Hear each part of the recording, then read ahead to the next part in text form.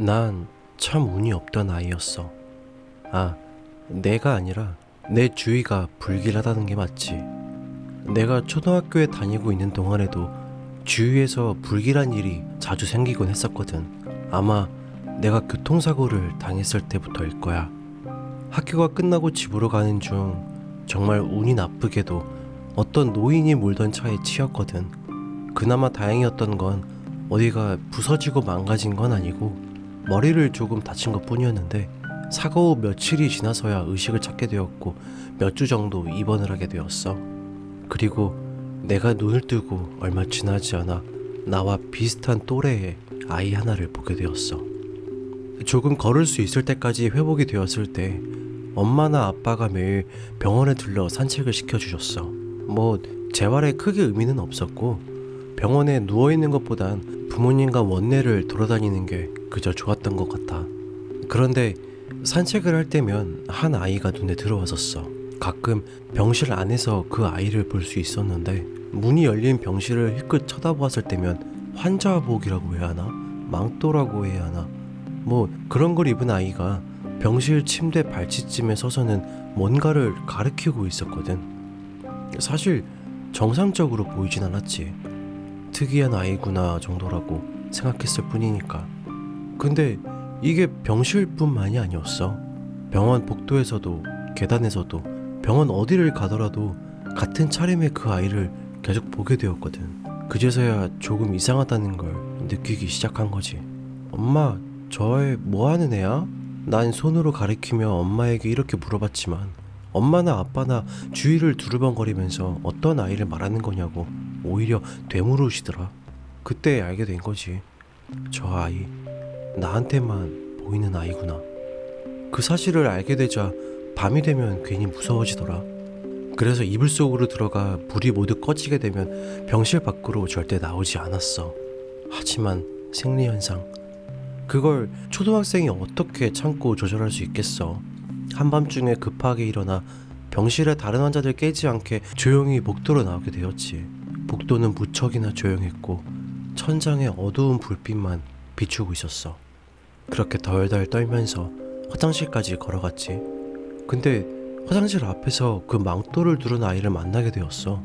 문득 뭔가가 눈에 들어왔고 조금 떨어진 병실 앞에서 그 아이가 서 있는 거야. 솔직히 바로 지릴 뻔했지 뭐. 복도 벽에 있는 난간을 잡고 침을 한번 꿀꺽 삼키며 그 아이를 보고 있었는데, 아이는 서서히 한쪽 팔을 올리면서 앞에 병실을 가리키더라. 쟤 지금 뭐 하는 거야? 위험한 아이는 아닌가? 하는 생각에 난 화장실로 들어갔고, 다시 나왔을 때 그 아이는 어디론가 사라지고 없었지. 위험해 보이진 않아도 무서운 건 어쩌겠어. 이 야밤에 어떤 아이가 돌아다니는 것도 무섭잖아. 난 그대로 서둘러 종종걸음으로 병실에 갔고 이불을 뒤집어 쓰고 거의 밤을 새듯이 겨우 잠에 들었지 뭐. 그리고 다음날 시끄러운 소리에 잠에서 깼고 홀린 듯 복도로 나가니 어제 그 아이가 가르치던 병실에 사람들이 모여있더라. 무슨 일이냐고 물어봐도 사람들은 아이는 저리 가라며 대답도 안 해주는 거야. 하지만 우연히 듣게 되었지. 그 병실에 있던 사람이 밤새 죽었다고 말이야. 뭐 드라마나 영화에서도 병원에서 사람이 죽는 걸 본 적이 있었기에 크게 무섭지 않을 줄 알았는데, 실제로 죽은 사람이 있다는 게 조금 겁이 나기 시작하더라.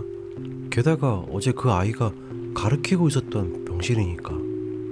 그리고 며칠 뒤에 퇴원을 하게 되었는데, 워낙 이곳저곳에 보여 마주치고 싶지 않아도 계속 보게 되더라고. 뭐 매일 산책을 하러 병실 밖에 나갔었으니까. 그리고 몇 가지 알아낸 게 있어. 그 아이가 나타나는 시기라고 해야 하나?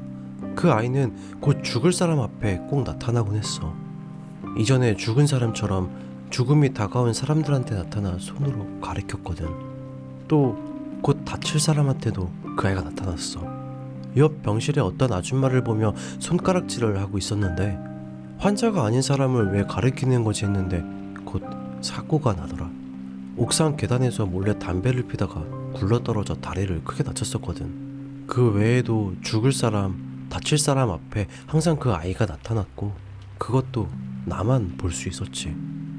처음에야 좀 무서웠지만 계속 보게 되니까 그렇게 무섭지는 않더라. 나한테 해코지하는 것도 아니었으니까. 그렇게 퇴원을 한 후에도 혹시 그 아이를 볼 수 있을까 하고 주변을 찾아봤지만 보지는 못했어.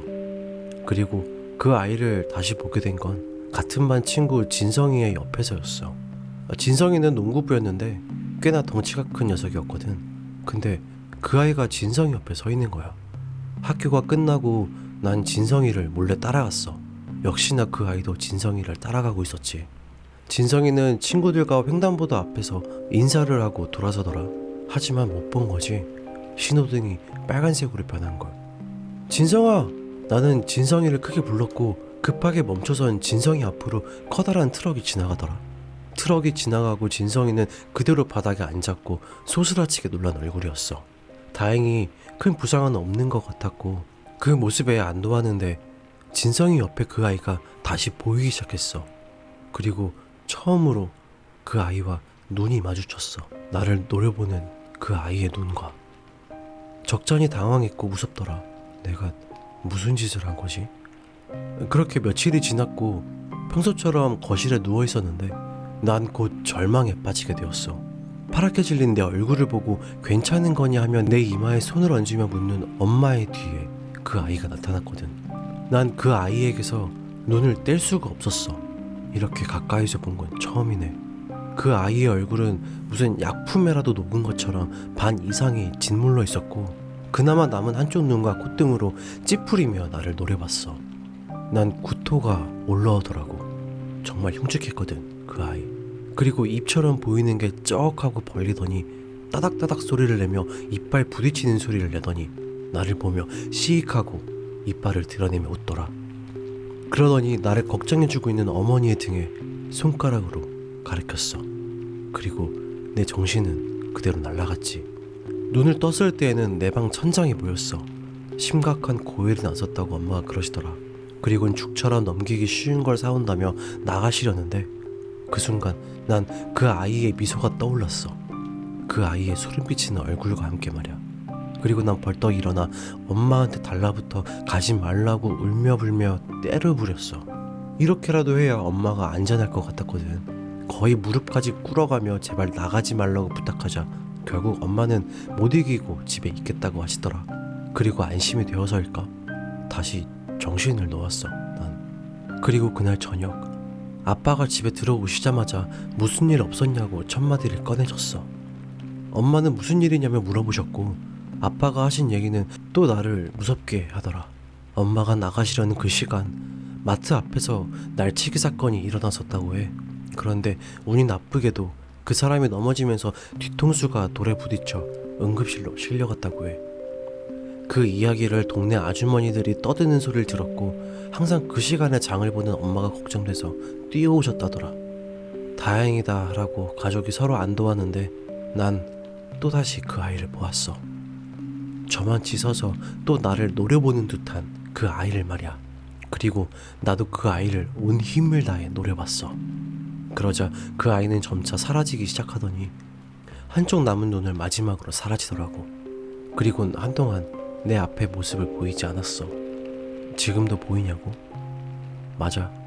지금도 가끔 보이긴 해.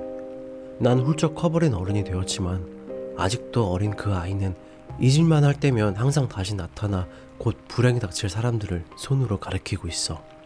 이것은 나의 불행일 걸까? 아니면 이 아이 자체가 불행인 걸까? 그 아이가 손으로 가리키기에 불행한 일이 생기는 걸까? 그 아이가 손으로 불행을 알리는 존재인 걸까? 아직도 잘 모르겠지만 내 주변 사람들에게는 나타나지 않았으면 해. 그 아이의 얼굴은 아직도 겁이 나거든.